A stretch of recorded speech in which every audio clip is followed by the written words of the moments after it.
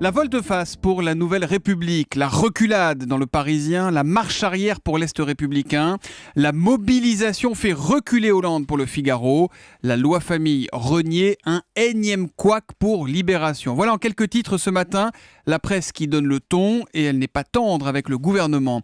Libé qui rappelle opportunément un tweet signé Jean-Marc Ayrault, je vous le lis, la PMA mérite un débat en tant que tel et c'est pourquoi elle figurera dans la loi famille. Tweet posté le 9 janvier 2013 par le Premier ministre, c'était il y a un an.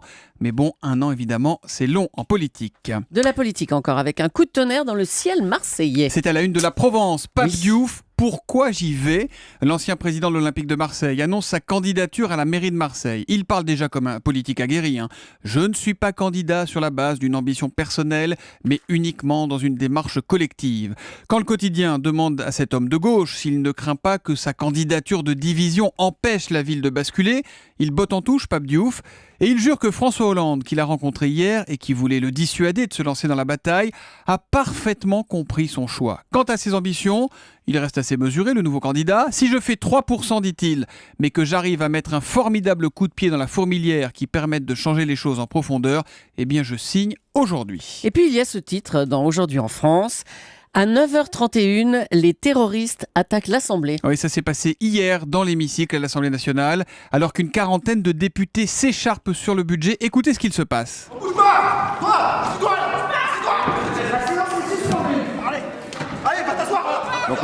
Des terroristes du collectif Anti-Tout débarquent. Ils exigent de parler au ministre de l'Intérieur. Un agent tente de s'interposer, mais il est blessé au thorax d'un coup de couteau. Très vite, les gendarmes d'élite du GIGN arrivent sur place. Moins d'une heure plus tard, ils donnent l'assaut. Une vingtaine d'hommes cagoulés qui surgissent par la gauche, la droite et le haut de l'hémicycle. L'opération dure 3 minutes. Il y a des échanges de coups de feu et 2 terroristes sont abattus, relate Aujourd'hui en France. Qu'est-ce que c'est que cette histoire, Thomas ? Vous pouvez nous rassurer, là ? Oui, ça s'appelle un exercice, je dis. Un exercice de sécurité grandeur nature. Tout cela est évidemment faux pour être prêt le jour où les députés étaient en fait des gendarmes. Personne évidemment n'a été blessé ni tué. Et tout cela a été filmé. Vous pouvez le voir sur le site du journal aujourd'hui.fr. Europe 1, 6h48. À la une des régions, votre rendez-vous chaque matin avec une actualité régionale et avec Marion Calais. Bonjour Marion. Bonjour Thomas. Aujourd'hui, l'impressionnante désertification commerciale de nos centres-villes. Avec une même image, il faut bien le dire, assez déprimante à la une de 2 de vos quotidiens. Des devantures murées en première page de Var Matin et une rue déserte de Poitiers dans Centre Presse, le quotidien de la Vienne, avec plusieurs vitrines dont la seule décoration est cette pancarte « Locaux disponibles ». Des affiches qui fleurissent aussi vite que les commerces dépérissent, écrit le journal qui, comme Var Matin, a fait les comptes. À Poitiers, il y a aujourd'hui 2 fois plus de devantures vides qu'il y a 4 ans, 77 au total.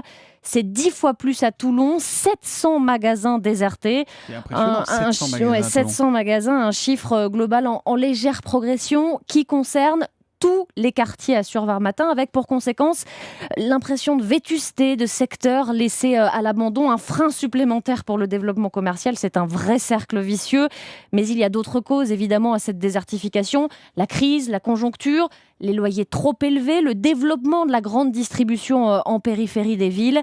La solution, en fait, écrit Var Matin, elle repose sur les facilités de stationnement pour l'accès au commerce en centre-ville et sur une dynamique immobilière.